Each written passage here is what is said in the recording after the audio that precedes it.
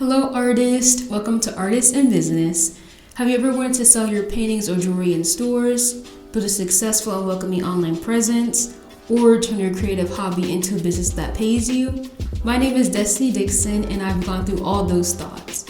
When I created my art shop, Charms of Destiny, in high school, I didn't know where to start. I struggled with finding a niche for my jewelry and figuring out how to price my paintings. I also didn't know how to find my target audience when building my presence online. Thankfully, through lots of trial and error and self-reflection, I figured out what worked for me and what didn't. Whether it was selling my jewelry online and at vendor fairs, creating engaging art reels, or defining what my brand means to me. In this podcast, I'll share my experiences and tips I've learned to help you all turn your art and jewelry into a successful business.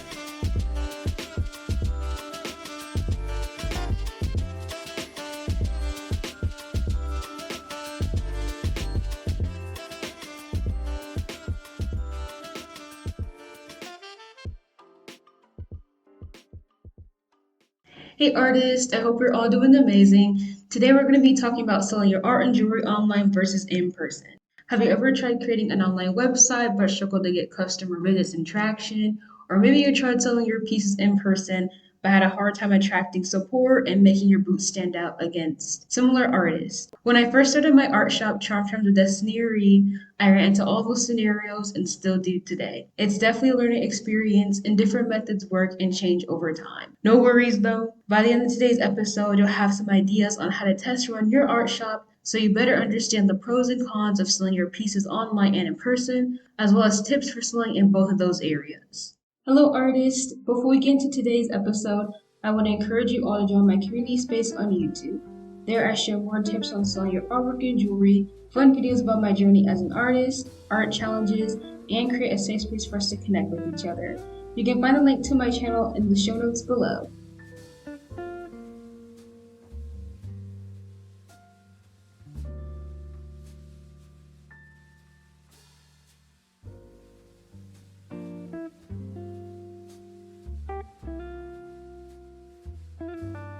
Originally, when I first started my art shop, I did have a website created, but I wasn't actually selling anything on it. I mostly had my website as a way to act as like a portfolio so people could see the jewelry and the artwork that I was like making. At the time, I was still like learning how to budget like my money and like deciding, okay, what should I spend my money on? Should I save it? Should I use it to like invest in more like materials to make jewelry? Or should I try spending it on like website premium plans so people can buy my stuff online? So I was balancing a lot of that out. And because at the time it was easier for me to sell in person because I had like family and friends, and then in the community there were like vendor fairs, it was way easier for me to reach a lot of people for a lower amount of money to just sell in person. And so for a long time, I didn't actually like try or start selling online until maybe like a year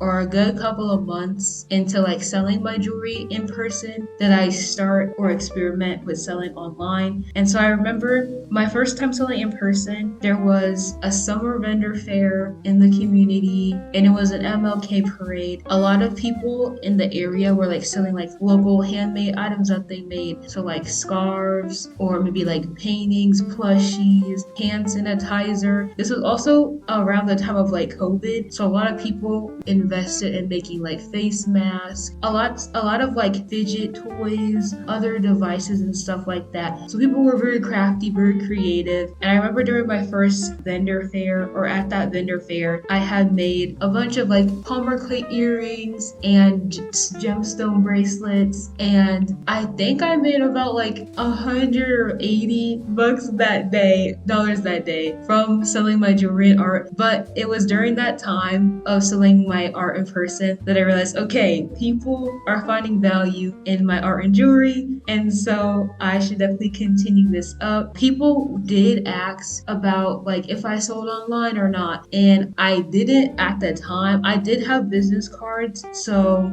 they were able to find a way to my website, but because I was like, I'm not gonna pay anything for the premium plan yet. People could visit my website, but they couldn't buy anything from it because no premium plan, you can't sell anything on there. So for the most part, and for a long time, my website was basically just a visual display of the stuff that I was making. And I think it wasn't until like a year later that I tried giving online. I tried selling my jewelry and art online, and I was low-key surprised on how that went because I wasn't really expecting much. I will say having social media platform for my art shop helped a lot when it came to selling in person and online, because when people see what you're making and they know when you're selling stuff or when you're dropping like more jewelry, new jewelry, they can like expect something from you and be on the lookout. So I remember I was like posting like on Instagram, on Snapchat, and also having support from like family and friends. Having them repost my stuff definitely helped a lot too with like getting that exposure in that community, you know. And so I remember, I think my first sale was probably like some earrings or a bracelet. So it was probably about $30. But I remember when I got the first purchase online, I was like, oh, people are actually willing to buy my stuff online. And so I remember when I was consistent with uploading or like posting like my jewelry and my artwork, I got more like traction and visits. And as I like spent less time on my art and jewelry, I noticed, okay, now that I'm not spending as much effort and time into my website, there's of course like less people visiting or less people buying. Also at the time, I realized selling in person and selling online definitely have their own pros and cons. And over time I learned, yes, online is nice and I can reach a lot of people, but you also have to keep in mind that there are like monthly costs to keep your website like open for people to buy from it. And compared to selling in person, the funding costs and like the cost of like selling can be less because vendor fair fees are not always that expensive. They're not necessarily monthly, and you can also reach way more people in person like at a vendor fair than you might online if you don't have a big audience yet. I would say if you have a big audience on like social media or like you have a social platform where people can easily like access your website and you have a lot of support, then I would say that online can also work really well. But it is good to like try both and see where most of your supporters are going, and that can help you a lot with like deciding, okay, should I focus more on selling in person or online? And so when you think about your own art business, I want you to think about where your supporters currently are finding your pieces. Are you putting in effort on platforms that matter most to you in your art business? And when someone does buy art from you or jewelry from you, is it happening in person? Is it happening online? Or is it a little bit of both?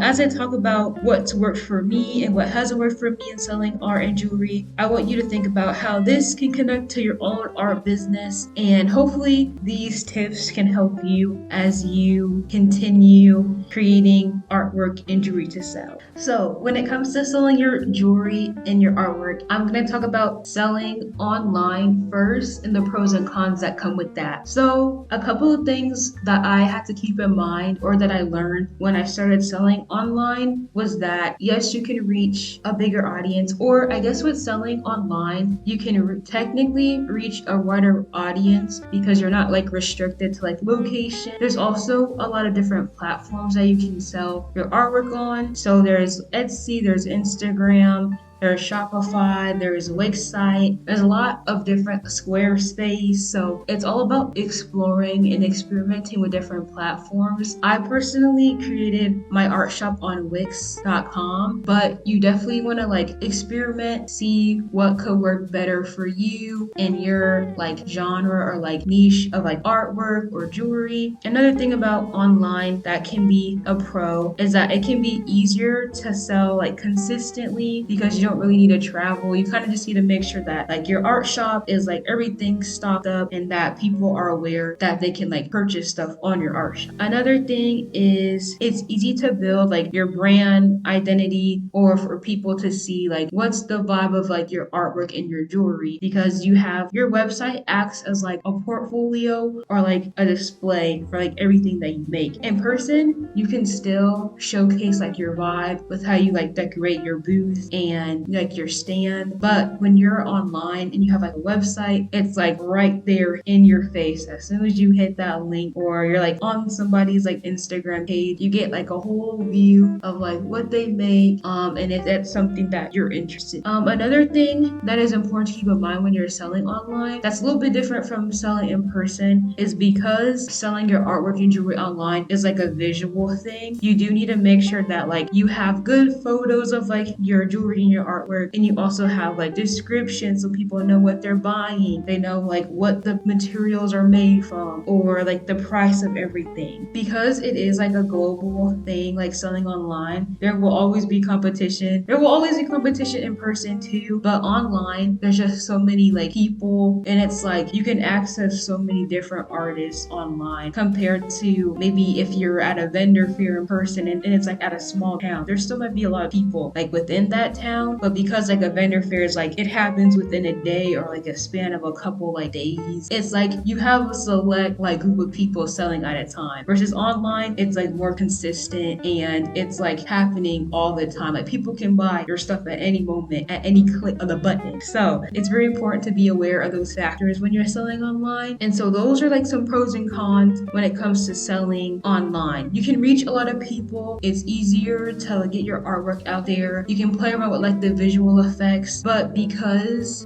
so many people are online, you definitely have to find ways to like stand out. You need to make sure that you're posting like quality descriptions and pictures because you want people to be like attracted to your artwork or find interest in beauty in your artwork. And you also want people to see that you value your work because you're putting work into your website. Those are some pros and cons of selling online. So now we're going to move into selling in person, because there are also lots of pros and cons to selling in person as well. So selling in person, this usually happens at like vendor fairs. Maybe there's like craft markets, local markets, campus events. Do this, it's easier to reach like people locally. Maybe if you're like at school, a lot of like people in your class or like professors are able to like see like what you're creating. Or for like in the community, you have a lot of like neighbors or people just in the area that can support you, and that can help you to build community and support for your art and jewelry within that area. And so because you're meeting people face to face, it's easier to make connections with people. It's easier for people to put a face to the name and like build that connection with you. You can also reach a lot of people in a small amount of time because vendor fairs are so like busy and there's always like multiple people, lots of other like artists there that are kind of like in the same environment supporting each other. So those aspects are also there. You also don't have to worry about like shipping costs, because when you do sell online, you do have to like worry about shipping things off to people and getting it delivered to them. In person, people are buying your stuff from you face to face, so you don't have to worry about those costs. You do have to worry about booth fees and like vendor cost fees and everything like that. But on the other hand, you do get to like connect with people who support you, and it's a lot of like strong like connecting with other artists. So maybe maybe you're at a vendor fair and you meet some other artists, then you guys connect, you guys like support each other. Then when like other vendor fairs pop up in different areas, they might reach out to you, let you know like, hey, there's a vendor fair going on in like XYZ, or maybe there's like another vendor fair happening in your town, and you can let them know. And so there's definitely a stronger sense of community when you're selling in person. I will say another thing about selling in person compared to selling online is that when you're selling in person, you do have like a more limited audience, because like depending on like where you're selling or like the location, there might not be as much people there compared to like if you were selling online, it's like global, anybody can reach it. Another thing about selling in person is that because it's in person, like other factors such as the weather or like attendance can also affect like how much you're able to sell, because if the weather's bad and the event gets canceled, then it's like that's a bit of a loss. class or if the event just doesn't have that many people like attending it, that can also affect like your sales as well. But overall, selling in person comes with a lot of like pros. It's a great way to connect with other people. It's a good way for people to connect with you personally and for you to share your story with them. It's also great for people to see your products physically. They can see your stuff, they can see your paintings, they can feel your jewelry, try it on. Compared to online, people only have the visual aspect of it, and so people might like your jewelry, they might like your artwork, but seeing it in person is definitely different. Plus, when they can try on your stuff, that also helps them to like, hey, this stuff fits me, this stuff looks good on me, and so I want to get it, you know. And this kind of wraps us up into my last point, and that is testing and adjusting different methods that you're using between both in person and selling online. So when it comes to selling online and in person, both of those options come with pros and cons, as I mentioned earlier. But overall, it's very important for you as the artist to test and experiment with what works best for you. So for some people, maybe they're like, if you're busy a lot and you can't always like do vendor events, maybe selling like online might be a better option for you. Or maybe vice versa, you can attend a lot of vendor fairs and that's great. Overall, you can definitely do both, and I think it's good that artists do try to do both, because on one hand, like selling online, that's something that you don't have to physically be there for people to buy your art and jewelry. For vendor fairs, you do have to be there physically as well, but you can still create community and get support from both places. So I would say experiment, see where people are engaging with your artwork and jewelry the most. Maybe if you notice that people are visiting your website a lot, maybe you'll focus more time on improving like the quality of like your website, or finding ways to help people engage with your content more on your website. Or maybe if you notice like, hey, maybe selling online is not really working that well right now, but when I'm in person, I'm selling at vendor fairs, it's like I'm thriving, I'm getting lots of sales, people are coming up to me all the time. That's something that I noticed a lot for me personally, is that selling online, I have tried it and I noticed that the cost of paying for the site is not worth it for the amount that I get back from selling my jewelry, if that makes sense. But I do notice that when I sell in person, whether like it's like at school or it's at a local event, that I get lots of people coming to my table, lots of like return, like familiar faces, people that have bought from me before and they've come back to buy more jewelry from me. And so I noticed over time, the experimenting with online sales and in-person sales, that when I'm in person, I get to connect with people more. I get to see people face to face and communicate with them. They can try on my bracelets. They get to see my paintings in person. They get to ask me questions. And I feel like that person-to-person connection also plays a big role in why I have so many successful sales in person, because people get to know the artist, they get to know you, they get to learn like your story and connect with you on a deeper level. And I feel like that's also a very valuable part about having an art shop, is not just like selling your stuff and like making sales, but also how are you making other people feel? Are you making them feel like welcome, or like giving them a reason to come back to you? There's a lot of factors that play into having like an art business, but those are my main points. And so experimenting, testing out where you're finding a lot of success, where maybe you're lacking success in some areas, and that's totally fine. That's okay. Definitely a learning curve. And maybe right now online might not be working for you that well, but maybe if you try a different method, or maybe like 3 months from now, you try again, you'll get an abundance of people going to support your art and your jewelry. So no worries. But yes, overall, to sum up, selling in person and online, they both come with their own pros and cons. So it's important to understand what works best for you, to test out different strategies, and to understand that both are really good options and that you can play around with both, work with both, and make a lot of growth with your art business along the way.